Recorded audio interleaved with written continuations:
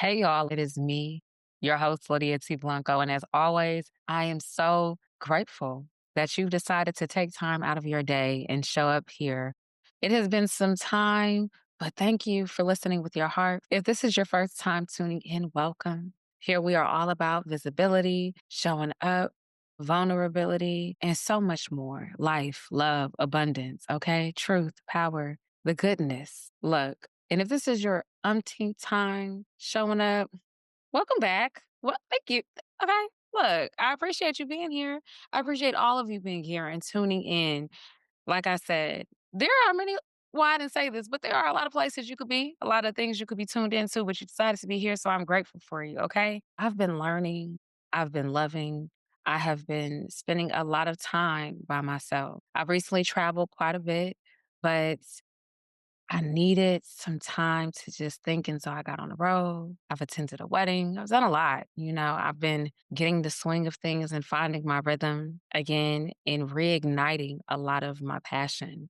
Because sometimes when you're doing a lot, it's like, whoa, what are we doing? Pick three by Randy Zuckerberg has been helping me. The idea is that you pick three things for a day. I even want to say a lifetime or a season, and you focus on those three things that you want to do well. There are all these different stats out there and research that has been done on multitasking, and not a lot of people are good multitaskers. I thought I was one, and now I just don't want to be a good multitasker. I'm like, I just want to do what I do well. And if I have to pivot, let me give myself the proper time to do so and reset and reshift and reprioritize my focus. And so in pick three, Randy breaks down. I'm saying Randy like she's my friend. Hey, Randy, girl, just in case you're ever going to give my life tour. I know you do your things too, but you don't. Okay. Anyways. She really talks about the importance of focusing or having this deep focus and how it can set you up for success. And so that's what I have been doing. I have been picking three things a day, and I have been kind to myself as I pick the three things because as a recovering multitasker, I have to have these moments of pause where I'm like, okay, maybe, well, I didn't think it would go that. Oh, wow, I picked this thing. And I'm really realizing that this thing or this person or this space did not pick me. And I'm like, well, how do we shift based on that? I could have this entire conversation. I'd rather have it with Randy Zuckerberg. So if you're listening, hey, Randy, let's do this. But just a tool, a book I want to share with you all. I saw it floating around a couple other places and then I began to do some more research on it, downloaded it, and I've been listening to it. And it has been such a great listen. If you'd rather read it, pick up the book. Okay, that's enough. So today, I want to get into it, okay? Because one of the things I didn't mention is that I have been outside in the most respectful ways, respectful ways possible. Okay, not editing it out. I'm human. But I've been out, I've been networking, I've been saying yes to more events. And as I go out to meet people and get stories and just socialize, I have just realized a lot. I've also noticed some of the shifts that are happening socially because people are looking to take more encounters offline. And I think that's incredible. I'm like, yes. I'm also realizing that a lot of the people not a lot, a number of people who I've been connected to online, it's almost like, okay. There's some observation. There are a lot of learnings, like I said, and more than the people themselves, the habits, the routines, just some of the patterns that I'm noticing. And so all of those things inspired today's conversation. Be doper offline. If you know me somewhat, I always tell people as it relates to social media, especially, my goal is to be doper offline. I've always had that intention prior to the inception of Instagram, being on Twitter and Facebook, even though there wasn't this hyper focus on personas and how people acted in one way or in one setting than another, especially with social media really taking, you know, off in a new way, right? Because of all of the different technological advances, say like 2014, really, because I was on Instagram, in 2012 when it launched, but I was like a senior in college. Look at y'all trying to do the math. Yes, sweetheart. Anywho, But I've always used social media strategically. And I've always paid attention to how people act too, because I'm an empath, but I also am a people person and I'm a communicator, I'm a storyteller. And so how people act are, that's important to me. And so I say all this to say that over the last 2 years, 8 months, 2.5 years, three, if you want to round it up, there has been a social shift. I really feel like at the top of the pandemic, people were scrambling and finding ways to be hyper connected to make up for the loss of being able to see, touch, and feel. Now we're in a space where some people have been able to really form some strong connections, do their best to meet offline. And then the other side of that is that there is a lot of identity crisis, fraud, audacity, and just not true, meaningful connection. And therefore, I would like to encourage everyone to do their best to be doper offline. Have you ever met someone and maybe you followed them for a while? Maybe you've even had a couple of interactions with them, and then you see them in person, okay? You see them in real life, and you're like, what just happened? I know some people say, don't be quick to meet your hero. Okay, hold on a second. But see, this is the thing. A lot of people think they're heroes, okay? Now, I'm not calling anyone out. This is not about anyone literally, specifically, but some people are so self important that they are so awkward offline. I know there were a lot of overnight or over pandemic successes and people who've come up in various industries who are now this, that, and the third because of the access and the that was created and the barriers that were removed to enter certain fields, especially with, people pivoting and trying to figure out what their work looked like during, the demic. And so now it's just like there are so many people who are so full of themselves. I'm gonna sip some water to that one. And it's appalling. It really is. Right. And the goal of me having this conversation center stage is not to position myself as someone who has it all together. No, I have my tendencies as well, but we gotta cut you know what I'm saying? Because there are too many self-important individuals out here who are living in identity crisis. And I don't have a problem with saying it, right? I have walked up on a couple of people who I'm like, "Hey," right? And literally however long prior to that, they were so excited, knew who I was online in the digital setting, and then I see them in person, it's like, and I'm like, is it surprising that I actually look the way I look online, offline, if not a bit more enhanced? Is my vibrant personality too much for you? Should I not be approaching you in an in person setting? It's confusing, right? And so I think it's important to be who you are and have authentic intelligence. I remember hearing this authentic intelligence for the first time in conversation with Fancy here on, I want to say season one. Had to be. Hey, Fancy. And so I was looking up authentic intelligence again because I'm like, well, there has had to been more research done since then. And so authentic intelligence is described as the ability to enhance and use your uniquely human qualities. Okay. I wanted to bring up this definition and the terminology because I think a lot of people are lacking authentic intelligence. While there are a lot of conversations around authenticity, being yourself, I have to say that you can't do that mindlessly. There are a lot of personas that people have, and it's just like, okay, well, who are you? Who are you? Not your representative, not how you've decided to just show up today at random, but who are you at your core? And so I think it's important to think about how we can build our authentic intelligence and really be grounded in that because, like I said, there are a lot of people walking around in identity crisis, online, super inspiring, put together, everything's so curated, right? And then offline, it's just like, oh, wow, quite disappointing. Look, I'm not the authentic federalis, but I know that how you treat people and how people feel as a result of engaging with you and exchanging energy is extremely important, and there is a lot of work that needs to be done, okay? I wrote some notes. I'm looking down at my notes, okay, because I was like, "I gotta write." I literally have to write this out. Well, one of the things that I am mindful of is self-preservation.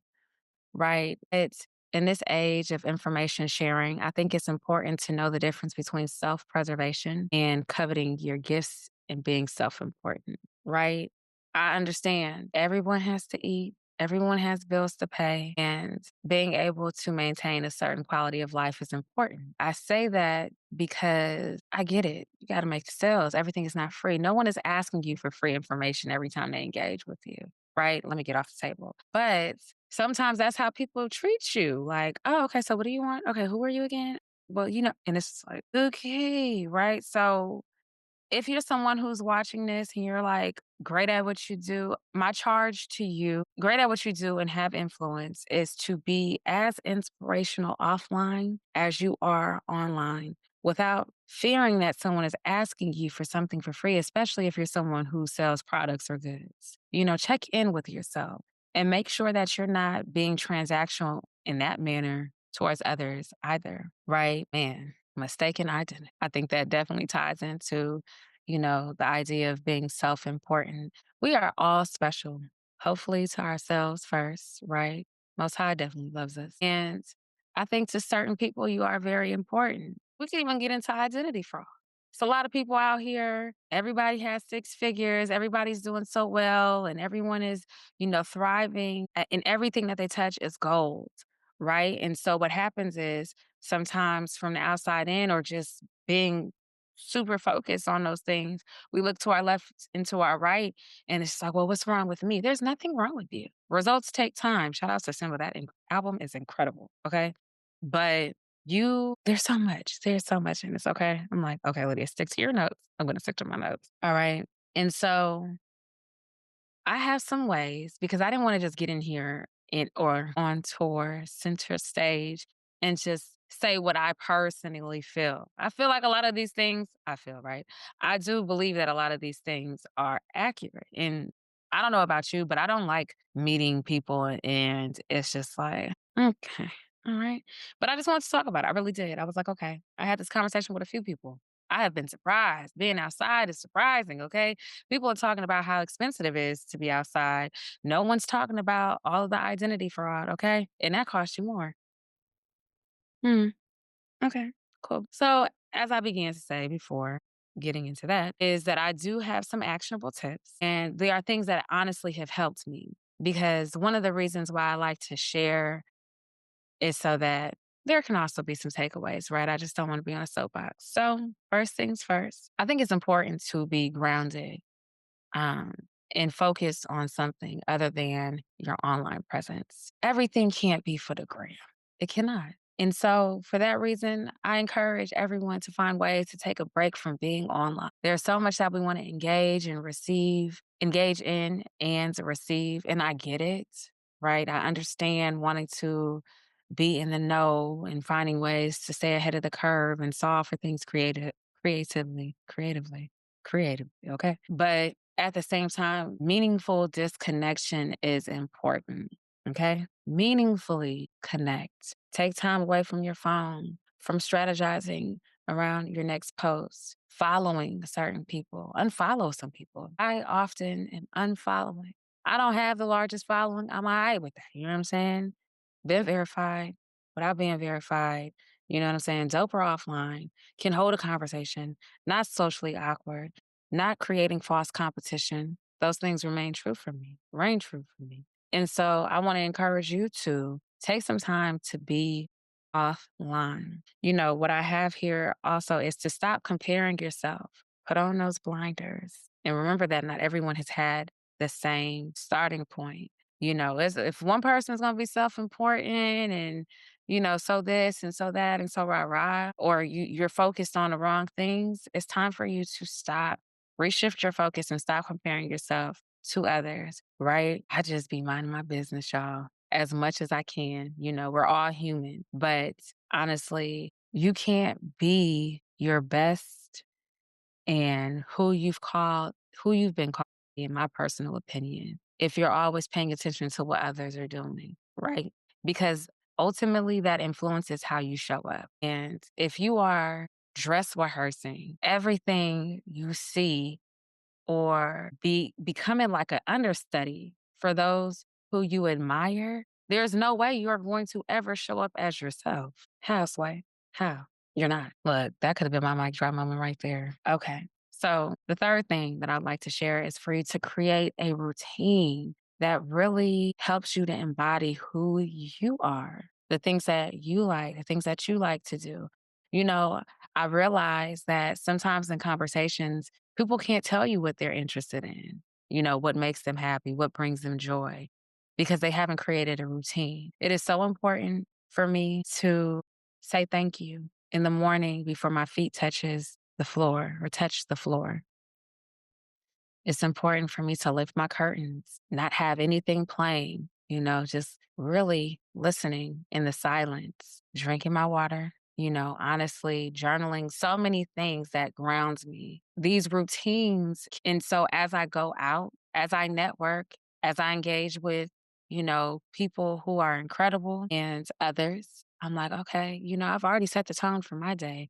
There's not much that can penetrate me. And if it does, you know what I'm saying? Push these like pew, okay, like Kendrick Lamar says, and really be shielded from some of the things that are coming my way. Energy is a very real thing. I know a lot of people are talking about it now, but we have to, I think one of the ways that we guard ourselves is by creating routines. And that also helps you show up as your best self. Okay. Now, here I wrote down finds a good few. I have literally been putting this out. I'm like, okay, I have some people who I think are great. Shouts to all of you. You know who you are. And I'm still praying for a few more incredible, consistent, vibrant, dynamic, and diverse and so many other people or attributes of people that I can call that I'm calling into my life. Hello, somebody. So that I can continue to live in my fullness and experience others and there be that, mutually beneficial energy and relationships, all the things. And I say this because sometimes we follow so many things and so many people that we don't realize what direction we're going in. And when you have a few good people in your corner, you have that accountability, that love, the pouring in, the pouring out, and the flow that is created over time that can keep you on course. I strongly believe that. And so all of the things that I mentioned, what I gave you four, right, are things that I am and I have put into practice. And, I receive so many positive, things and feedback when I meet people. I've had some incredible experiences connecting with people offline. And it's because I am who I say I am. I'm very serious about that. Sometimes people say, Lydia, you're so serious. But I am serious about who I am. I can have fun, laugh, drop into a little Kim squad, rap, freestyle, do all the things. But that is who I am, right? And so I don't want to confuse being mindful of how you show up with what I'm speaking of, right? People being in identity crisis and not being doper or as dope offline. It is important to, for the sake of sacrecy, be intentional about your intelligence, who you will be intimate with in any shape, form, or fashion, and how you show up in different spaces, right? I think that remains true in business, in the workplace, and throughout your relationships. But even with figuring out who gets what and how much of you, you can always be who you say you are. You can be who you've been called to be, and you can be consistent and you can stand 10 toes down.